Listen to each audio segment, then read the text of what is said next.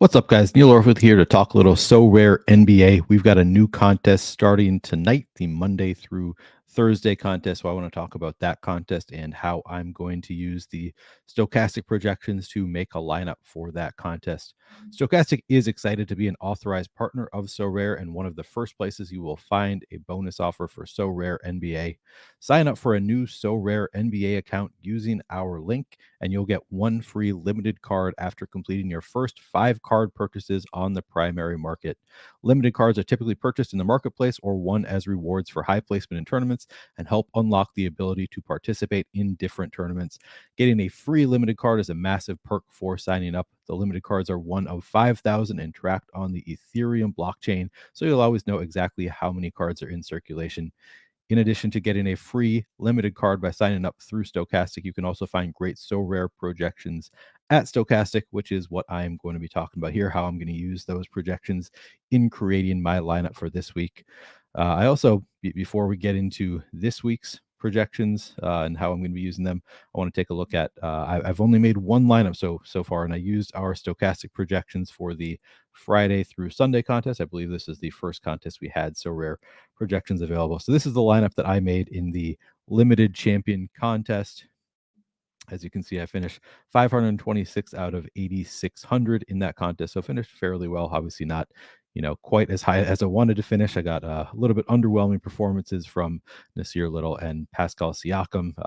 Giannis, Ant, and TJ McConnell, I would say, did their parts for my team, but kind of fell short with Siakam a little. So finished 526, which was good enough to win a prize here. And I'll take a look at what the prize structure was for this contest.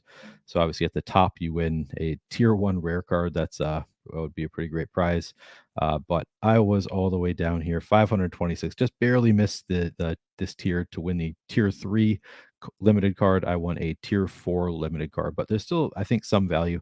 I'm still fairly new to Sorare NBA, but I believe tier 4 probably just means not quite as good of a player. You're not getting like a star player, probably a role player, but that can still have value in these tournaments because you need to play some of those role players when they have value. So I don't mind winning that, and I'll show you what I won now. Thought it'd be fun to wait to claim my reward on the video. So I'm going to do that now. Tier 4 limited. Okay. Taps card to reveal.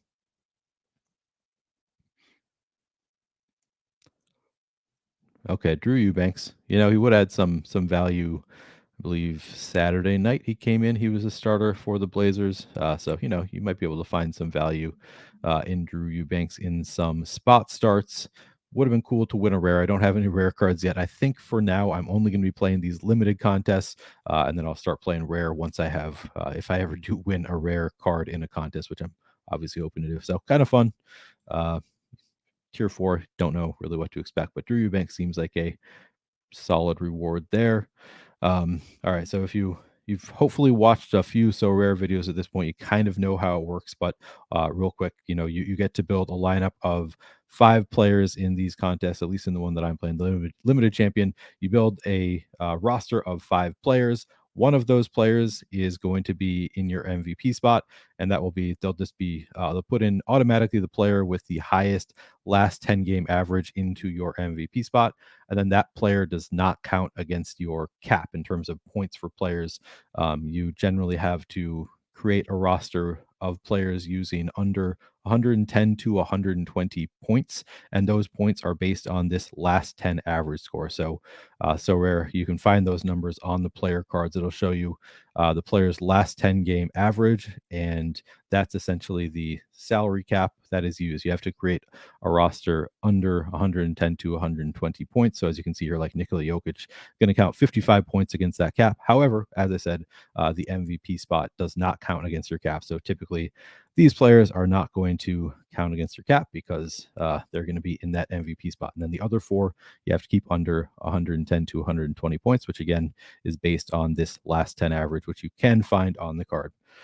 So how am I going to use these projections this week? We can see right away, Giannis, last 10 average of 50, and he's got a projection of 63.38. So he has a nice value score here. You can find 13.38. That's just the value score is just the projection over the last 10 average.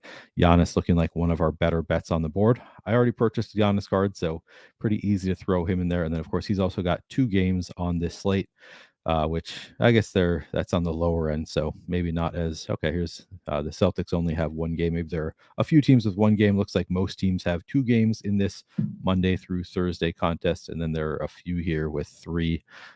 So these, as I said in the last video, the number of games that a player plays is not necessarily like the definitive determining factor in whether I want to play them, because you don't get cumulative points for the number of games a player plays. They just put in automatically your top score, that player's top score from the period in any game. So it's kind of similar to best ball in a way that they just automatically put in your best score. But obviously there is still an advantage to having more games, because that's more opportunities to spike an upside. So definitely interested here in Anthony Davis, LeBron James. But I think so, generally talking through my strategy for the game starting tonight. So I've already got that Giannis, and I think I'm going to I'm going to play that Giannis in this contest again. So again, he's going to cost 50 points if he's not in your MVP spot. And I think that's actually the approach I'm going to take here. I'm going to build a little bit stars and scrubsy. So you can look through. So Giannis is the top projected player on the slate.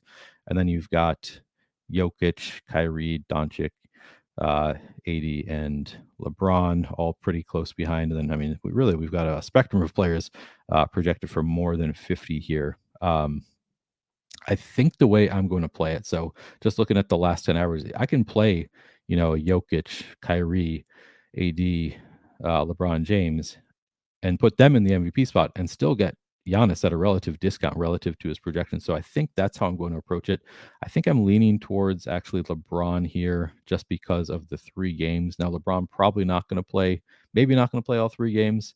But if he plays a couple games in that period, he has some opportunity to spike an upside. And he's also, just looking at the prices here for the limiteds, he's relatively inexpensive here. LeBron is $92. I guess Kyrie's, relatively even cheaper, but it kind of makes more sense to buy these cheaper cards for me, where the prices are right now. This is just the average recent sales. Of course, these prices are always in flux, but if I can take advantage of that, get one of these cheaper cards to throw in there in the MVP spot, throw LeBron in that MVP spot with a 58 average, that doesn't count against my cap, then I can still play Giannis in there as well. Start with 2 superstars right away, and this 50 points will go against my cap. And in the contest that I'm playing, I believe it is a 120 point cap. So then I still have 70 points to find for my last 3 players. And that's where this value column is really helpful. So you can sort by value and see who projects the best over their last 10 averages. So you see Jericho Sims right away, looks great. So, I'm just looking for 3 more players to get under that 70 cap. Throw Jericho Sims in there right away. He only costs 13. Maybe throw Aaron Wiggins in there. Maybe I could go all the way up to, maybe here's where I go is Brandon Clark. So throw in Jericho Sims, Brandon Clark. There's 35 points. Then I'd still have another 35 points to find somewhere. Looking through these 10-game averages, so I could throw DeAndre Ayton in there as a nice value.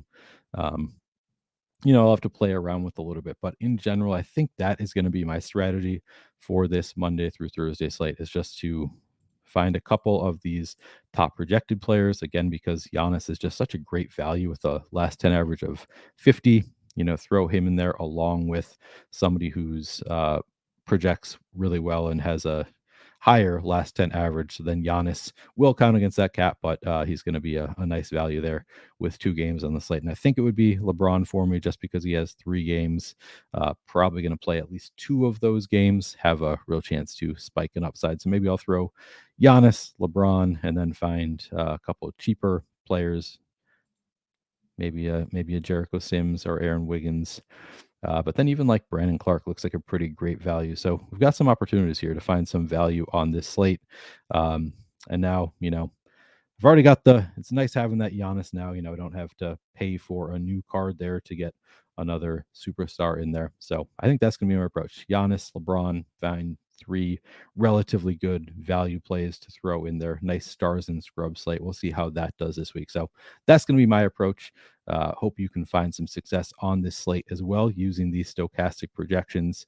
I think they are the best in the business. So good luck this week.